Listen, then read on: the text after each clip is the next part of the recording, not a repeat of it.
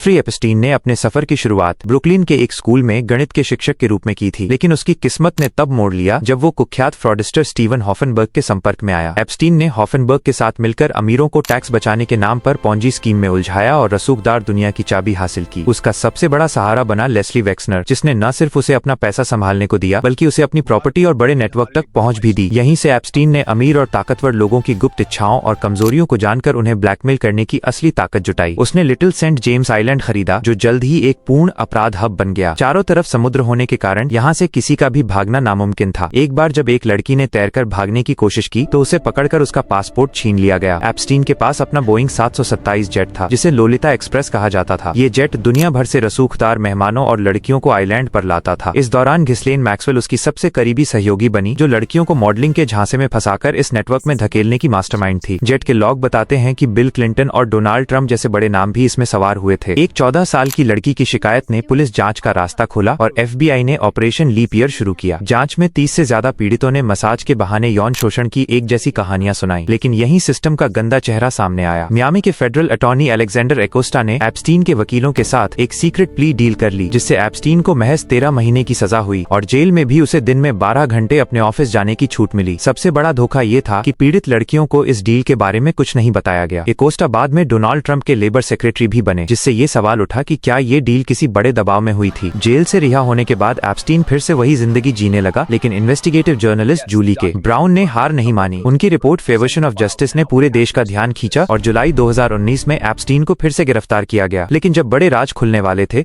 तभी एक सुबह एप्स्टीन अपनी जेल की सेल में मृत पाया गया। प्रशासन ने इसे आत्महत्या बताया, लेकिन उस रात कैमरों का खराब होना, गार्ड्स का सो जाना और एप्स्टीन के गले की टूटी हुई हड्डी इस मौत को एक गहरी साजिश और राजों को दफन करने की कोशिश की ओर इशारा करती है। डोनाल्ड ट्रंप ने 2024 के चुनाव में वादा किया था कि वे राष्ट्रपति बनते ही इन फाइल्स को रिलीज करेंगे। जनवरी 2025 में राष्ट्रपति बनने के बाद उनकी सरकार ने कहा कि क्लाइंट्स की कोई लिस्ट मौजूद नहीं है, लेकिन कांग्रेस के दबाव में जो रिडक्टेड फाइलें आईं वे चौंका देने वाली थीं। फाइलों ने पुष्टि की कि ट्रंप ने एप्स्टीन के जेट से कई बार यात्रा की थी और कुछ ईमेल में लड़कियों के बारे में उनकी जानकारी का जिक्र था। बिल क्लिंटन का नाम भी दर्जनों बार सामने आया। आज भी 10 लाख से ज्यादा दस्तावेज गुप्त हैं, जो ये सवाल छोड़ जाते हैं कि क्या सच कभी पूरी तरह सामने आ पाएगा या पैसे और ताकत के आगे इसे हमेशा के लिए दफन कर दिया जाएगा।